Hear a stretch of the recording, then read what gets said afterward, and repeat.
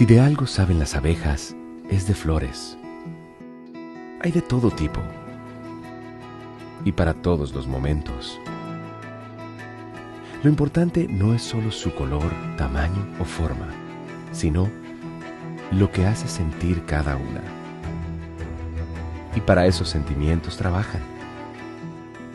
Igual que el Banco Central, que trabaja para hacer florecer la economía y que sientas estabilidad.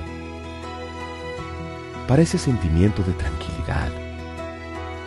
Para ese sentimiento de crecimiento y desarrollo. Para que la primavera llegue a todos los sectores y los planes de muchos den grandes frutos. Banco Central de la República Dominicana, 75 años trabajando por una estabilidad que se siente. Este video es para ti, que estás pensando en qué hacer con esos ahorros que te han costado tanto trabajo, que quieres cumplir esa meta que te propusiste. Para ti, Banreservas ha creado el nuevo depósito a plazo digital, el primero del país. Ábrelo desde tu celular, en la app Banreservas, donde quiera que estés. Abramos uno juntos ahora mismo, para que veas lo fácil y rápido que es. Abre la app Banreservas y selecciona el producto, depósito a plazo digital. Empecemos conociendo todos los beneficios que el producto te ofrece. El primer paso será la calculadora, donde deberás ingresar el monto a depositar, elegir el plazo, el tipo de interés y ver la tabla de rendimiento. El segundo paso es seleccionar la cuenta desde donde se debitarán los fondos para la creación del depósito a plazo digital. Debes tener una cuenta Banreservas activa. Si no tienes, puedes solicitar la cuenta digital desde la app Banreservas. El tercer paso es los términos y condiciones. Y con esto ya estás haciendo crecer tu dinero mientras ahorras para cumplir tus metas. Abre tu depósito a plazo digital desde la app Banreservas con una cuenta activa. Banreservas, el banco de todos los dominicanos.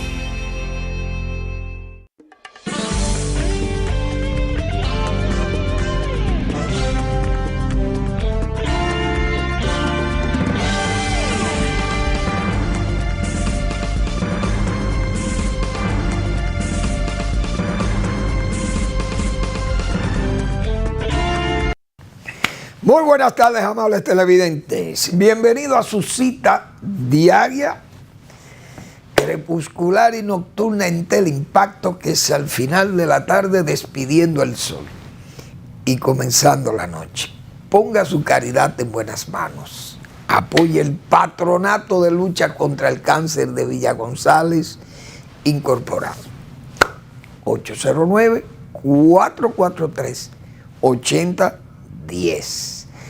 El Hogar Escuela Santo Domingo Savio, otro espacio para usted poner su caridad en las manos de los salesianos que cuidan de los jóvenes que están en alto riesgo en la sociedad.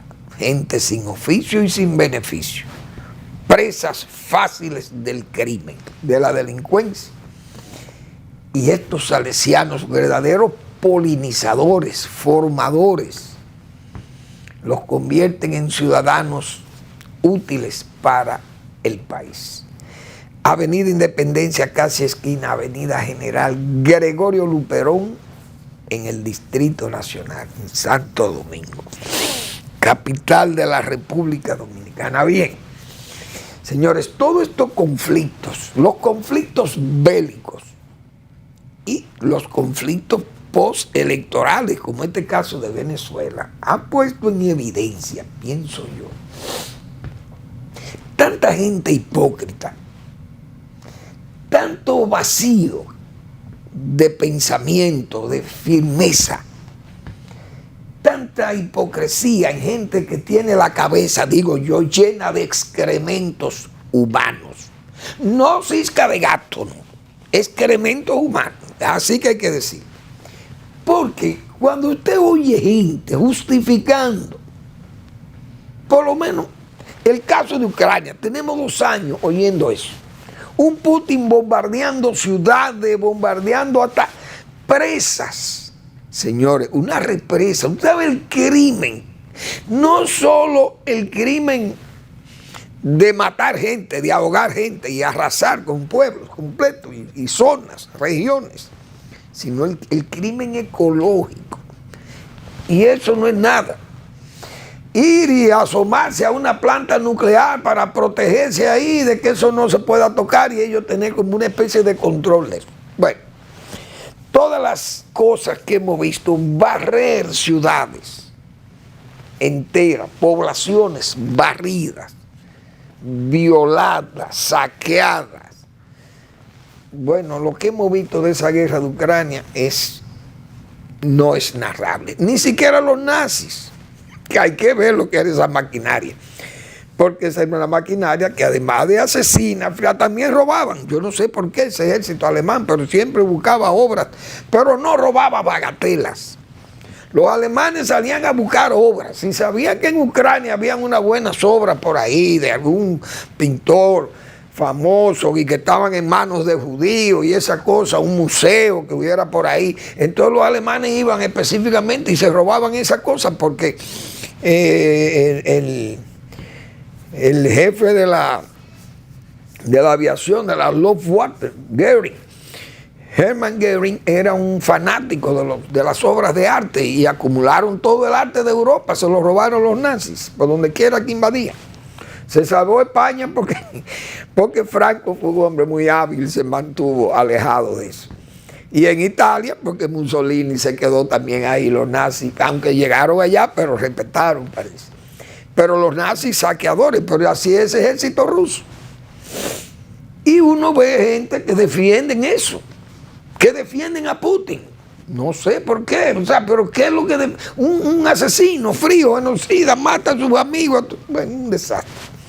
Pero tiene defensores, incluso en Estados Unidos, como es el caso de Donald Trump y los mozos y un grupo de gente, todas estas mojigaterías, de estos mojigatos. Pues así que hay que llamarle, porque hay gente que yo no entiendo dónde está el pensamiento. Pero esas hipocresías se viven en estas democracias. Yo viendo el caso de, bueno, Israel, eso es otro conflicto viejo, histórico, que ya la gente sabe lo que hay ahí. Que dijimos nosotros aquí la semana antepasada, Israel es un país que va a crearse un problema en Hamas. Con Hamas se ha estado creando un problema porque Gaza es una zona densamente poblada, terrorista, en medio de los civiles, usan los civiles de protección.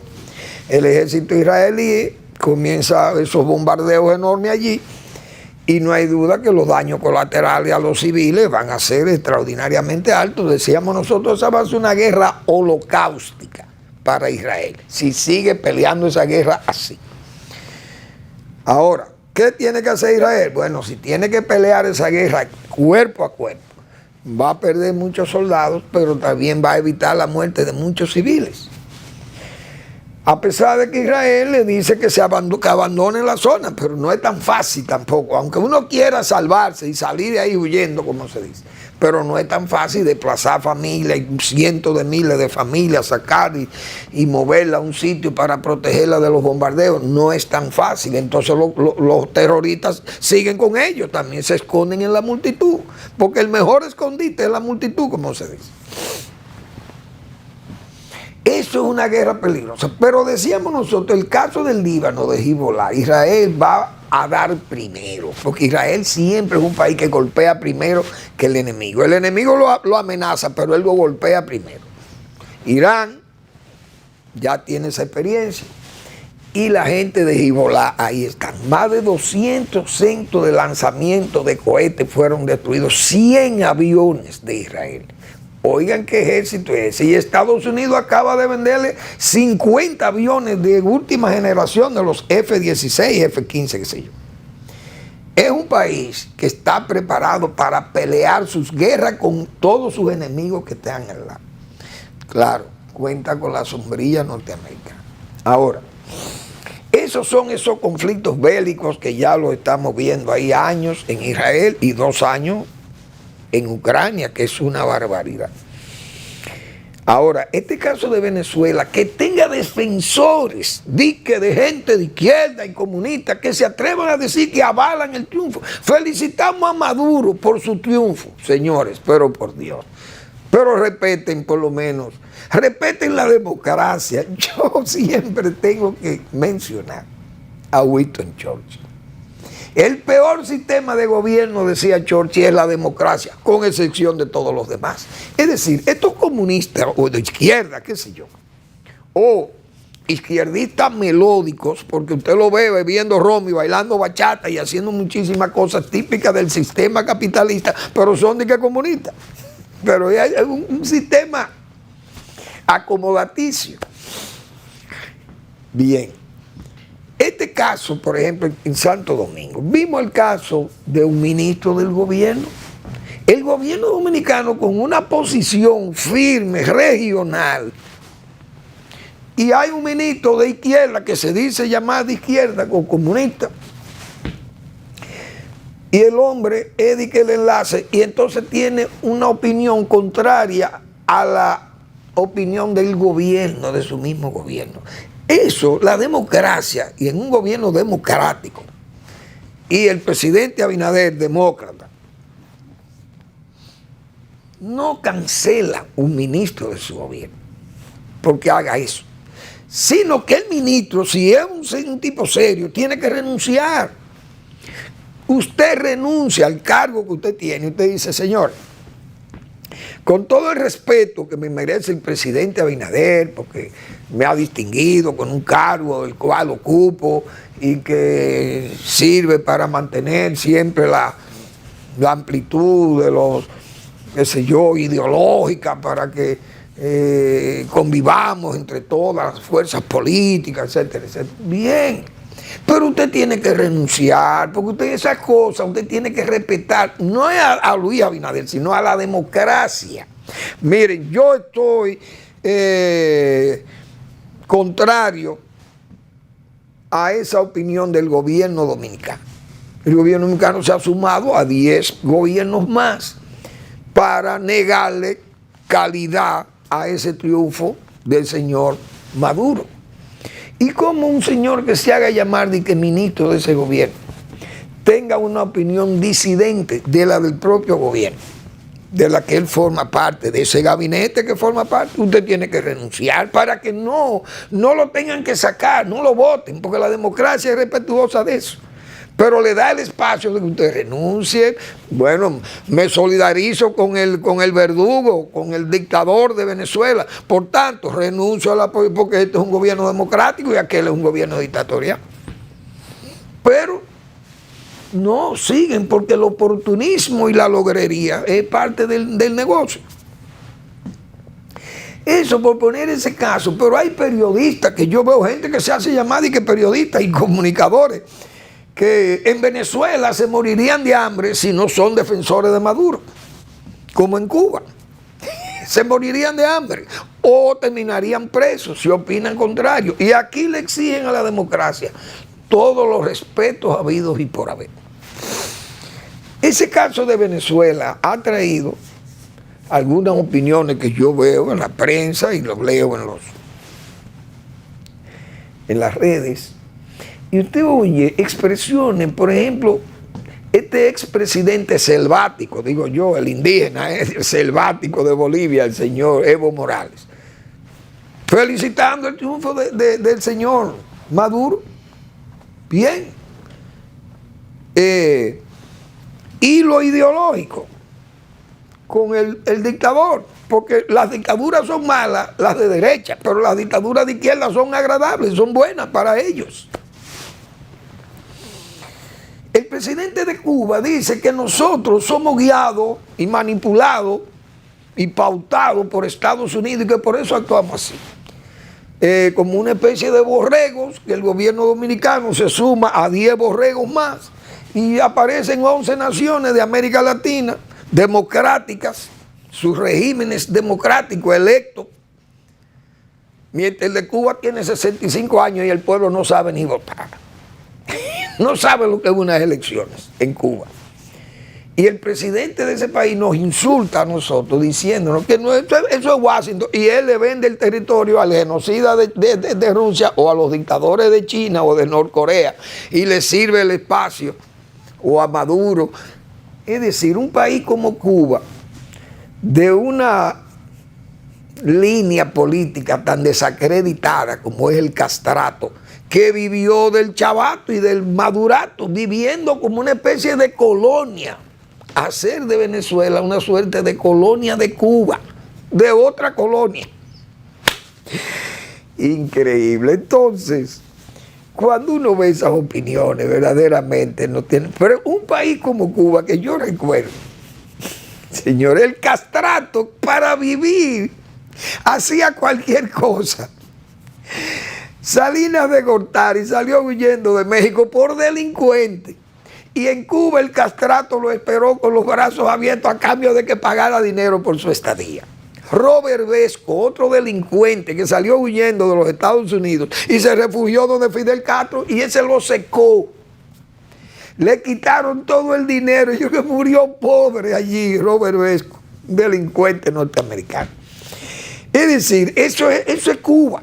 Y Cuba entonces quiere decirnos a nosotros que a nosotros nos trazan pauta. Un país que tenemos nosotros más de 60 años haciendo elecciones en este país. Es decir, cosas como las que pasaron aquí en tiempos en que eran tan discutibles las elecciones contra Balaguer. Pero ustedes se imaginan que Balaguer hubiera llegado al extremo que está llegando, que ha llegado el señor Maduro. Porque en Cuba yo no digo nada, porque Cuba eso fue una revolución y ya ellos ganaron y no han hecho elecciones jamás. Se declararon dictadores de izquierda, comunista, y ahí está la dictadura. Pero en Venezuela se atreven a hacer unas elecciones que fueron democráticas, porque la gente votó, yo he dicho muchas veces. Aquí, yo he citado el caso del 78, pero el del 94 todavía refleja con más claridad. Y la del 90, que Balaguer ganó por 25,000 votos a Juan Bosch y al PLD, aquellas elecciones discutidísimas del 90. Pero vinieron la del 94. Y yo he dicho que en esa del 94, Galo Rumbo daba a Balaguer un punto por encima del doctor Peña Gómez, faltando 11 días para las elecciones. Es decir, Balaguer había un empate técnico, pero Balaguer estaba adelante con un punto de Peña Gómez. Bien, fuimos a las elecciones. Balaguer gana por un punto, le gana a Peña Gómez 25-30,000 votos. Que eso había pasado en el 90, pero se negó el triunfo a Balaguer porque se dijo que eso fue un robo también esas elecciones, porque no se podía ganar con 25,000 votos. Bueno, pues en el 94 se ganó por un punto, por 25-30,000 votos ganó Balaguer. Pero resulta que en las elecciones del 2000, Hipólito Mejía le faltó 15 centésimas para ganar las elecciones. Es decir, que se dan cosas, en las elecciones se pueden dar cosas que a veces la gente puede dudar que puedan pasar, pero aquí, esas elecciones del año 2000, cuando Hipólito Mejía ganó las elecciones, le faltó 15 centésimas para ganar, o 11 centésimas, no me acuerdo, creo que fue 49.89, 49.85, algo así fue que sacó Hipólito Mejía, no llegó al 50.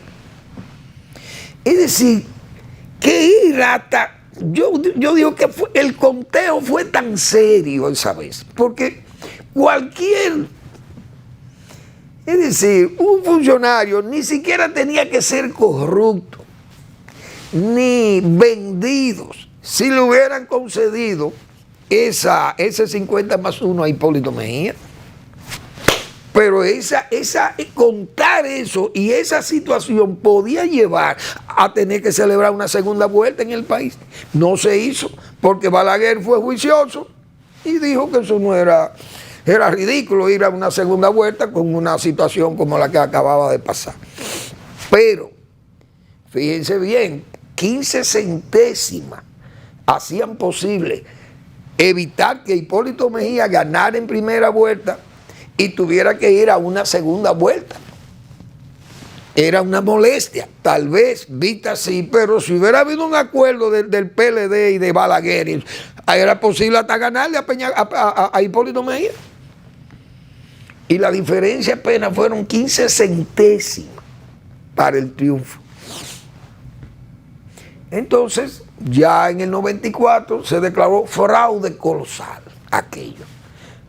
Pero ¿y qué es lo de Venezuela? Lo de Venezuela ni siquiera es fraude colosal, es un robo colosal. Es decir, vamos a robarnos las elecciones, las perdimos porque ahí están las evidencias. Nosotros perdimos las elecciones, pero nos las vamos a robar. Y yo veo que el gobierno de España, señores, el canciller de España dice que ellos no se atreven a decir que Maduro ganó porque no han mostrado las actas, pero que tampoco la oposición ha ganado porque no la ha mostrado. Pero por Dios, a todas luces, si el gobierno no la muestra, la oposición no es que tiene que mostrarla, la oposición no tiene que mostrarla, ni el gobierno mismo tampoco. Quien tiene que mostrarla es el Consejo Nacional Electoral, que no se atreve a mostrarla. Y el gobierno de España se atreve a decir, por boca de su canciller, que lo vi hoy en televisión española, que ellos no pueden declarar ganador a la oposición, porque la oposición tampoco puede, no se le puede creer en esas actas que ha presentado. Entonces, ¿quién es que se ha robado el poder allí? Porque lo evidente es que quien tiene el poder y no lo va a entregar es el gobierno de Maduro. Es decir, lo que ha habido es un acto gangsteril. Se han robado el proceso electoral. Bueno, pues eso encuentra defensores en el mundo de la izquierda. Y en República Dominicana más que yo veo, de que comunicadores y periodistas de izquierda con la cabeza llena de excrementos, pero no de excrementos de cisca de gato, sino excrementos humanos, así que hay que decirle.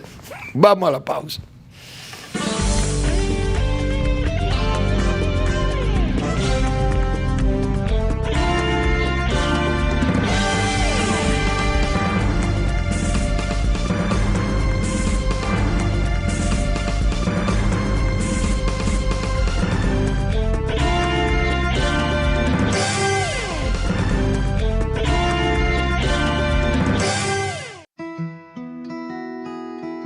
Si de algo saben las abejas, es de flores. Hay de todo tipo y para todos los momentos. Lo importante no es solo su color, tamaño o forma, sino lo que hace sentir cada una. Y para esos sentimientos trabajan. Igual que el Banco Central, que trabaja para hacer florecer la economía y que sientas estabilidad. Para ese sentimiento de tranquilidad, para ese sentimiento de crecimiento y desarrollo, para que la primavera llegue a todos los sectores y los planes de muchos den grandes frutos. Banco Central de la República Dominicana, 75 años trabajando por una estabilidad que se siente. Evita crear basureros improvisados. Estos son grandes focos del mosquito del dengue. Cuida tu hogar y tus vecinos. Es hora de accionar. Ganémosle al dengue.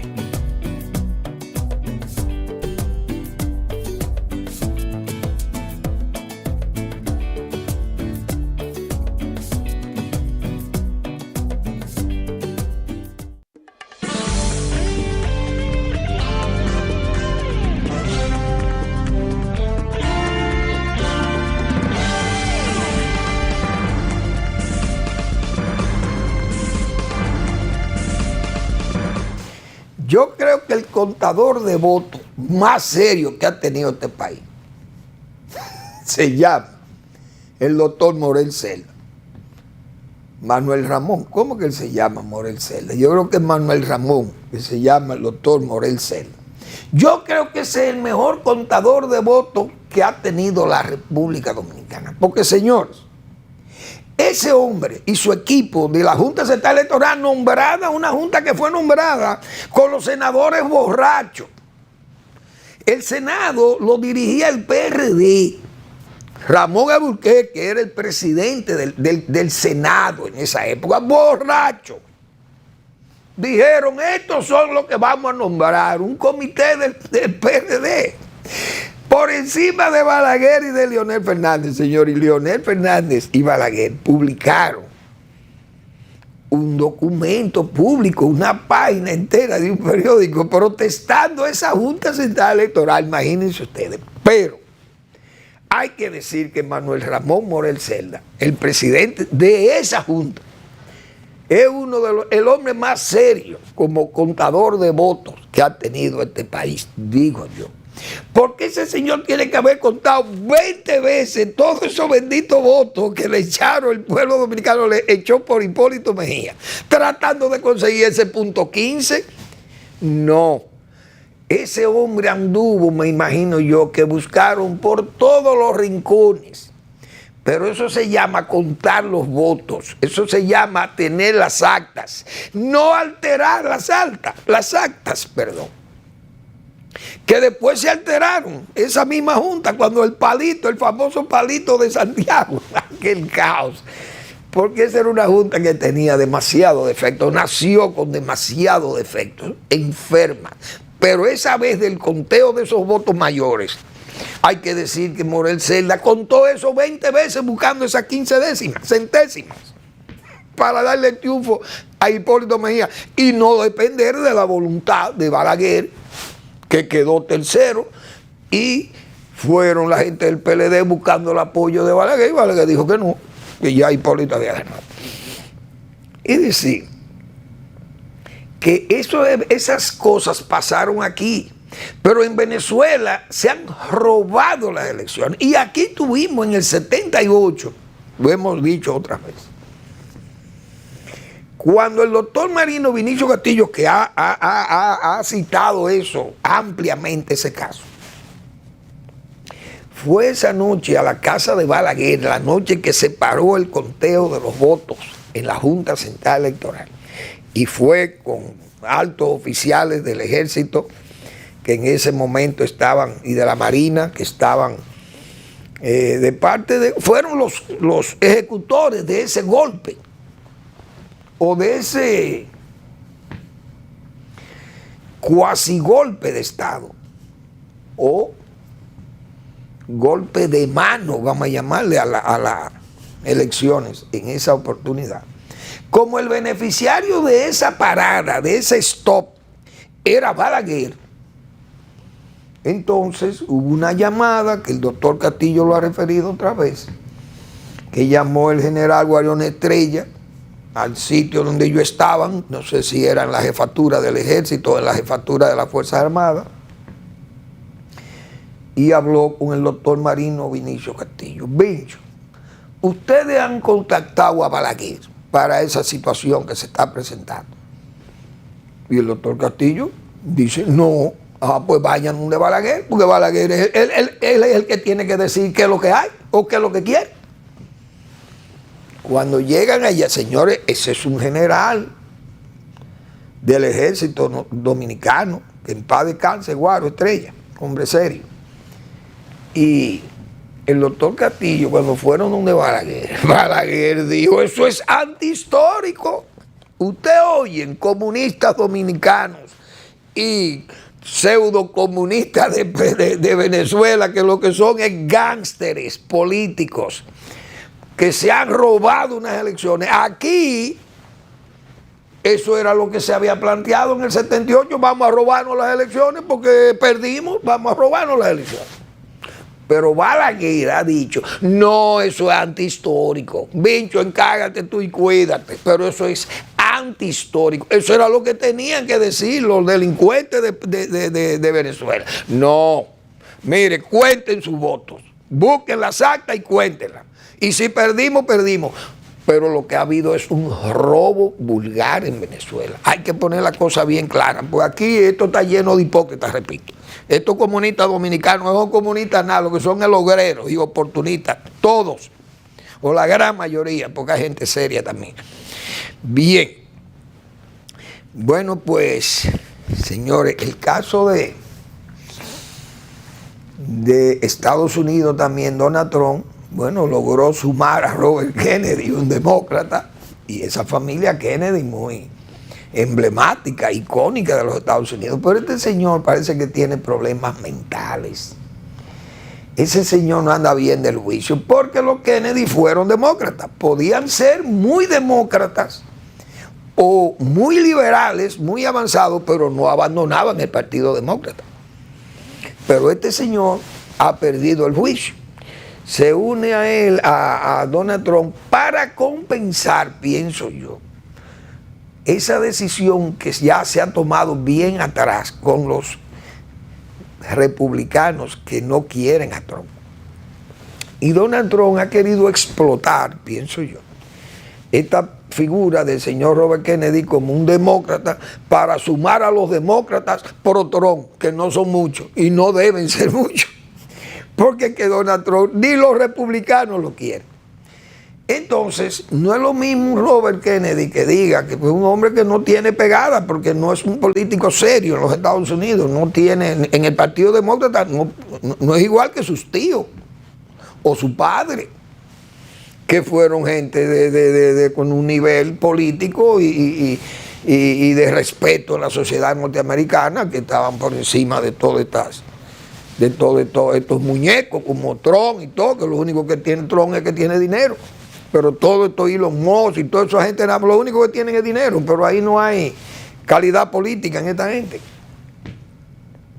Pero eso es para compensar, pienso yo, ese movimiento que, decíamos nosotros, lidera el señor Adam Kinzinger, que estuvo en la convención del Partido Demócrata, precisamente arengándole a los republicanos. Y este había sido un representante en la Cámara por parte de los republicanos, pero ahí hay una Mitt Romney, usted busca a la familia de John McCain, ese mismo Adam Kinzinger, usted busca a los Bush, toda la familia Bush, toda la familia Cheney, Dick Cheney, los artistas, es una legión de gente importante en los Estados Unidos que no entran en el equipo de Donald Trump.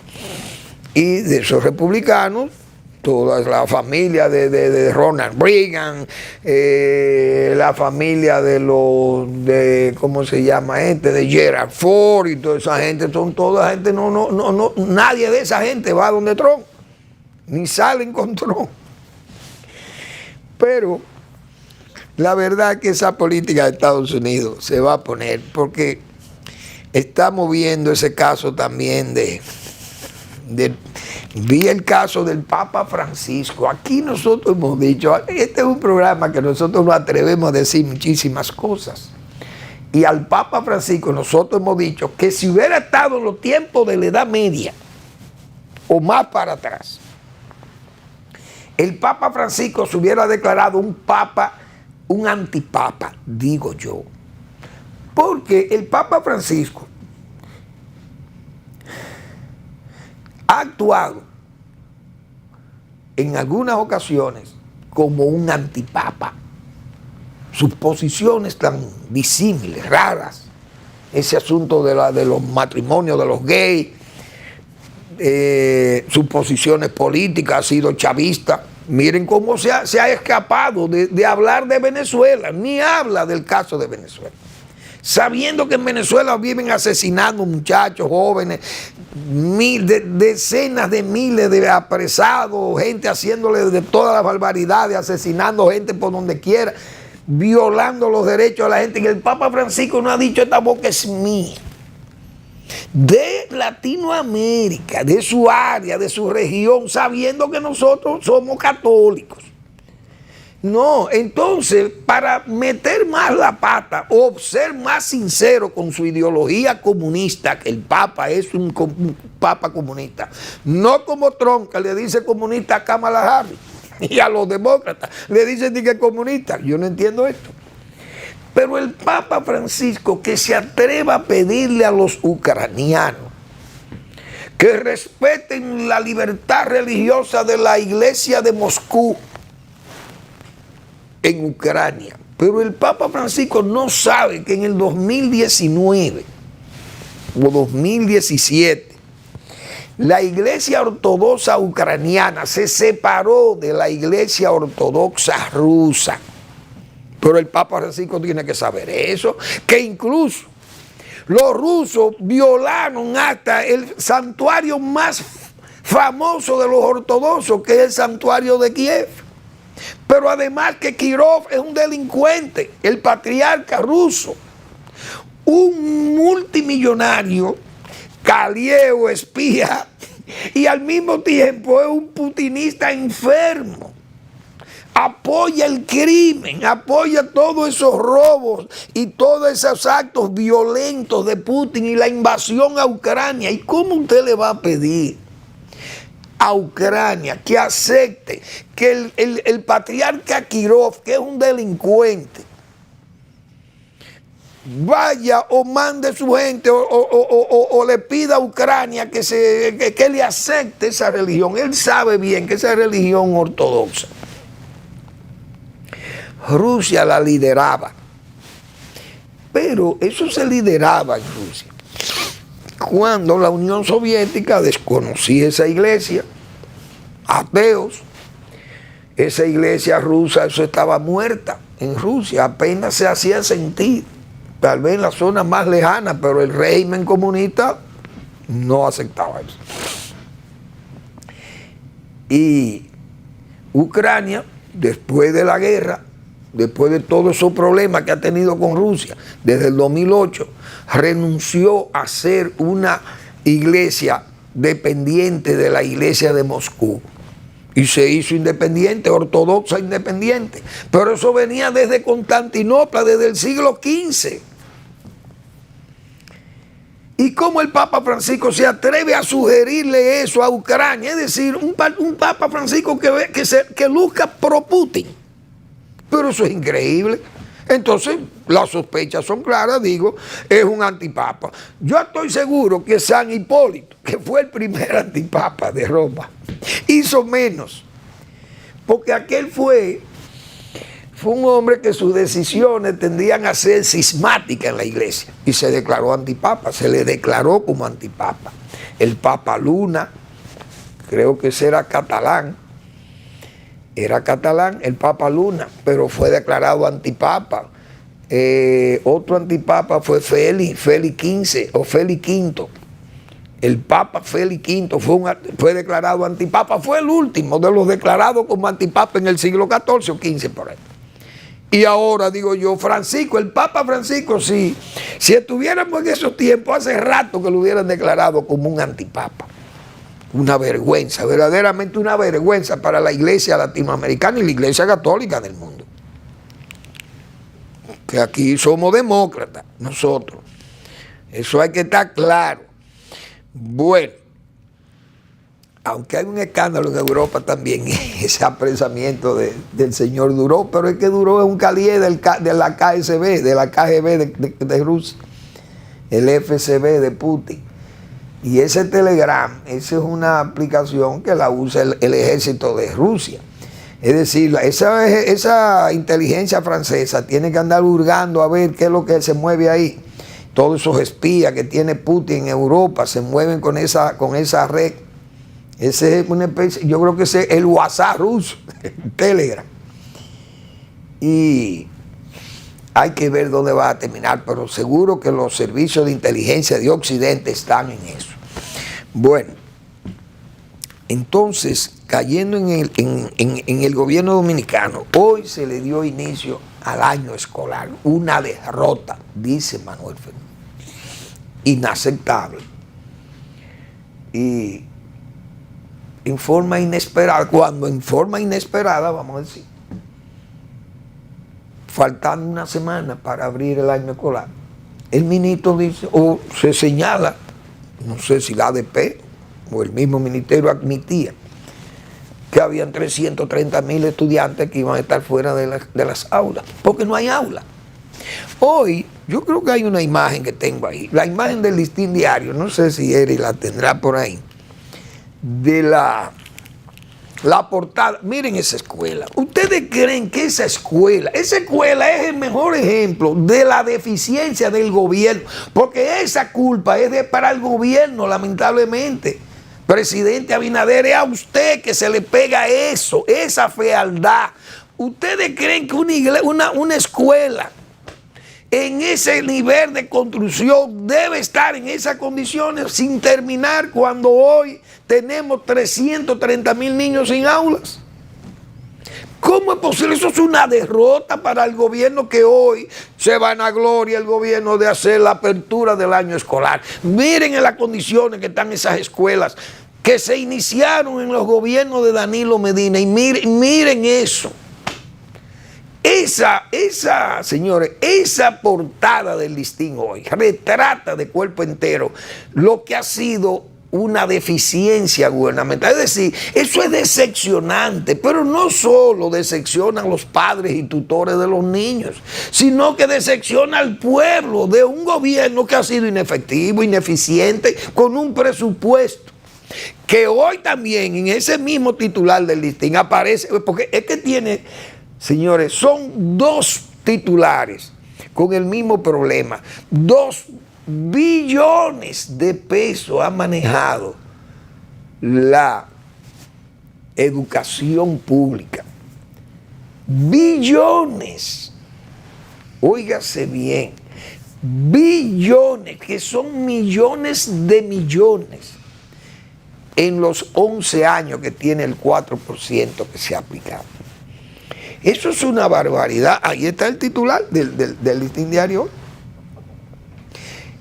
¿Cuál es la mayor derrota? Que el gobierno sale a ofrecer $500 por cada niño que se queda sin aula. Así que para que los padres vayan a los colegios privados a ver si encuentran un cupo para sus hijos. Pero ¿cómo es posible que el gobierno hable de cupo cuando centenares de escuelas en esas condiciones se la dejaron y entonces salen con la excusa tonta, muchas veces, y de ineptitud, de que los contratos y los constructores de las escuelas, eso no estaba claro, pero lo que está claro es que los niños están sin aulas. El griterío a nivel nacional, una verdadera derrota para el gobierno dominicano que inicia un año escolar en unas condiciones tan deficientes con esa situación que se ha dado con las escuelas. Vamos a la pausa.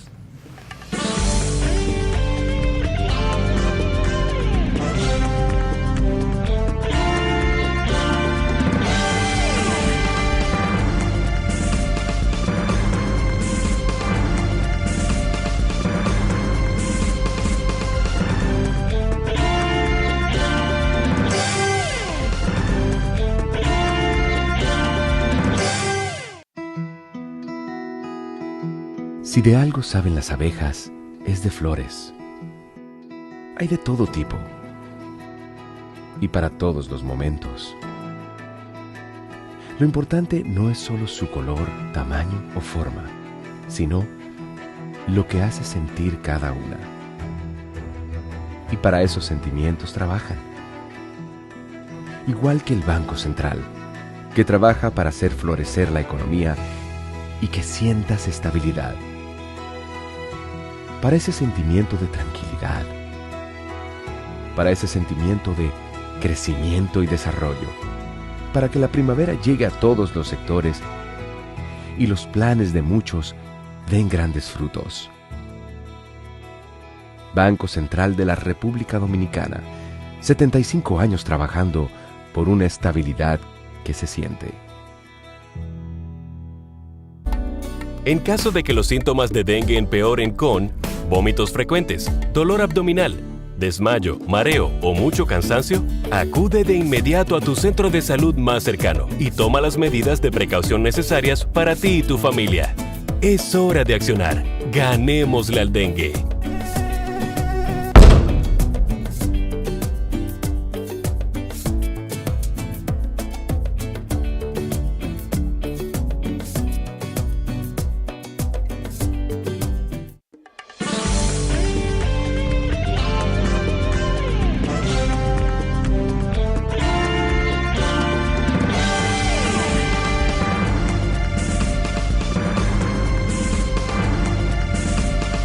Eso es una barbaridad, digo yo, ese asunto de las escuelas. Las familias más pobres son las más perjudicadas, porque son los que mandan a un muchacho a la escuela pública. Entonces tiene la gente, al perder que el muchachito no vaya a la escuela, el niño no puede asistir porque no hay aula. Cuando le han dejado, repito, centenares de escuelas en esas condiciones, pero las mezquindades, que aquí yo tengo que estar recordando lo que pasó en Invivienda, 8.000 ruinas dejaron ahí.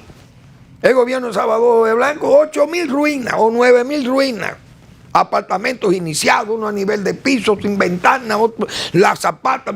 Pero el gobierno que vino en el 86, lo primero que hizo fue meterle, como se dice, meterle brazo a Invivienda y terminar esos miles de apartamentos y hacerle calle y acera, contenes, parques, todo, luz eléctrica, comunicaciones, seguridad, hasta cuartel de bomberos, cuartel de policía, todo, porque un gobierno tiene que ser responsable. Pero ¿y cómo es posible que aquí eso pase? Entonces hoy, esas familias muy pobres tienen que salir a la misma batalla diaria, a luchar en esa casi vocación de lucha propia de la pobreza, en esas urgencias de la pobreza en este país. Tienen que salir a luchar por la mañana. Esas familias no saben qué hacer con estos muchachos. Tienen que dejárselo al vecino que los cuide o dejarlo vagando en la periferia, en el barrio, en el tugurio. Dejarlo vagando. ¿Qué es lo que terminan esos niños? Violados, muchísimas barbaridades, porque los papás tienen que salir a buscar el sustento de ellos mismos. Es decir, con una hipocresía, mandamos ahora de que un pacto por la educación. ¿Pero un pacto de qué? ¿Cómo se le va a decir a una familia hoy? Vamos a hacer un pacto para discutir cuáles son los verdaderos problemas de la educación dominicana, cuando precisamente el mensaje que le mandamos a las familias todos los años es lo que ellos no han podido hacer en esta vez, que es mandar a los muchachos a la escuela. Es decir, a las familias se le exige, mire, usted tiene un bono gas, un bono luz, usted va a tener una tarjeta de solidaridad. Muy bien, pero usted tiene que mandar a los muchachos a la escuela. Muy bien, yo lo quiero mandar, pero no hay aulas. Pero ¿y cómo? ¿Por dónde que andamos, señores? Y para eso un pacto, como el pacto eléctrico, el pacto por la nación, el pacto por la educación. Eso no vamos para ningún lado porque no se resuelve nada. El pacto para la nación, ¿dónde está? ¿Qué se ha hecho? Nada se ha hecho, nada. Peor, estamos más haitianizados. No se ha tocado uno de los puntos de ese pacto. La tecnología en el campo, la tecnología en la construcción, el muro que se va a terminar, la regularización de los trabajadores haitianos, que los que no estén regulados tienen que largarse para su país, que se van a sacar. Pero ¿y quién es que nombra a Venancio y a Ángel Hernández? ¿Quién es que lo nombra a la ONU? Por eso tengo yo que estar en contra hasta de los duartianos, del Instituto Duartiano, quejándose del organismo internacional. ¿Pero qué organismo internacional? ¿Quién es que nombra a Venancio Alcántara? ¿Quién nombra a Ángel Hernández? Esa gente lo nombra. ¿Quién es? El presidente Abinader que lo nombra. El presidente Abinader está feliz con sus mediocridades, porque ¿qué es lo que vamos a decir? Es decir, los niños, la autoridad condescendiente con los haitianos, con los niños de los haitianos, migrantes, indocumentados, que además renegados y malagradecidos, porque tampoco quieren saber de dominicanos. Entonces tenemos que abrirle cupo a los niños haitianos, a los niños dominicanos, penando las familias en penitencia, pidiendo que le den aulas, y las aulas miren a las condiciones que están. Y no se terminan. Entonces, ¿por dónde que andamos? Miren, envíen su muchacho a la escuela, eso es lo que le vamos a pedir. Es decir, lo que le piden a la familia que hagan es lo que ellos no pueden hacer, que es mandar a los niños a la escuela. Yo no sé qué es lo que va a pasar aquí con este país. Porque en los peores tiempos, del país. Vamos a decir, después de la muerte de Trujillo, la gente sabe que aquí no se estabilizó un gobierno hasta el año 66, que pasamos 5 años en condiciones precarísimas, el gobierno dominicano, después de la muerte de Trujillo, porque el gobierno de Juan Bosch, primero el gobierno del Consejo de Estado fue un gobierno que vino para estabilizar más o menos y a organizar unas elecciones que de hecho la organizaron bien, cuidar los bienes y más o menos que el país pudiera desembarazarse de todas esas maldades encima y de todas esas, qué sé yo, esas inconductas del trujillato y de limpiar el país de todas esas maldades y qué sé yo, esas tropelías, y que el país respirase libertad y la gente se expresara y el pueblo salió un pueblo sin frenado, como se dice. Pero luego vino el golpe de Estado, un gobierno fáctico del triunvirato, la revolución. Es decir, este país pasó 5 años, como se dice, navegando sin piloto, a la deriva. Llega Balaguer en ese mar de precariedades, con toda la oposición más cerril que ha tenido gobierno alguno aquí, que ni es de Trujillo tuvo una oposición así como esa de Balaguer, y sacar a camino este país con desarrollo. Fue una tarea que todo el mundo sabe que fue una tarea homérica, y se fue organizando poco a poco la escuela. Y yo he dicho aquí que en el 66, 67 veíamos en la UNFU, los estudiantes eran viejos, y esta gente, pero este era el maestro mío en el liceo, claro, haciéndose licenciados, para organizar el país mañana, para tener muchísimos buenos profesores o malos, pero otra escuela. Y que no tengamos nosotros la capacidad de organizar un año escolar ordenado alguna vez, no se puede. Miren las condiciones de las aulas, las condiciones de las familias tan pobres que están penando. Bueno, así es que estamos. El gobierno, yo sé que el gobierno está muy apretado, porque el presidente tiene muchos compromisos. Aquí hay un pleito casado, como digo yo. La pelea del año es esa situación que tiene el PRM y el gobierno con esos nombramientos, primero al interno de su partido. Hay que ver la verborrea, ese torrente palabrero, decía yo, cómo tuvo que frenarlo el presidente y nombrar en un cargo a esa persona que usó la rica adjetivación castellana. Hay que ver los adjetivos calificativos que usó esa cólera sectaria de un señor abogado, el doctor Gómez, que hubo que nombrarlo en un cargo público, porque al final todo era una pirotecnia para que le dieran el cargo.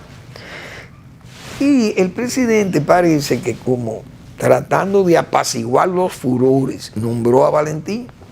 Pero ese cargo de Valentín también lo ven con ciertos celos gente del partido que está esperando que los nombren, pero hay 22 aliados más que están esperando el cargo. Y como quiere, el partido de Valentín tiene 12 alcaldes, 32 regidores y creo que 12 o 14 vicealcaldes. Es decir, ese partido ya tiene una cuota que se la regaló el PRM, porque uno sabe que Justicia Social no tenía los votos para sacar esa cantidad de ediles, que se la dio el partido PRM, su fuerza, su sangre fue la que aportó para eso. Ese partido se supone que ya estaba pago su servicio, pero le han dado un cargo a su presidente. Pero los demás 21 aliados, ¿qué le va a dar el presidente? ¿Cómo va a ser esa situación tan incómoda? Repito, el presidente puede decir, bueno, puedo mandar a la calma que son furores al nombrar a este joven, porque así la gente no se me desespera. Pero ese va a ser un pleito casado, digo yo, entre el PRM, gobierno, aliado en esas elecciones, militancia de ese PRM, muchos cuadros medios, que yo he oído gente decirme a mí, cuadros de ese PRM, que si nombran al general Zorrilla en un cargo más o menos importante, ellos van a protestar en la calle. Eso me dijo un dirigente del PRM. Como si Zorrilla fuera un mercenario que viene de los Wagner, o de los Wagner, como que se llaman los rusos. Simple y llanamente fue un partido que aportó 25 o 20 mil votos, no sé. Entonces usted tiene que, eso es lo que pagan, eso es lo que venden. La verdad es que va a ser una situación muy incómoda. El presidente tiene que emplearse a fondo, porque además no es fácil mandar una reforma fiscal de infarto, la que viene, y con una ley fiscal, y usted tener que hacer uso de esa pluma, firmando decretos, con un Estado que está sobresaturado de cargos públicos improductivos e innecesarios. Gracias por su atención. Nos vemos mañana en otra entrega de Al Final de la Tarde, despidiendo el sol y comenzando la noche.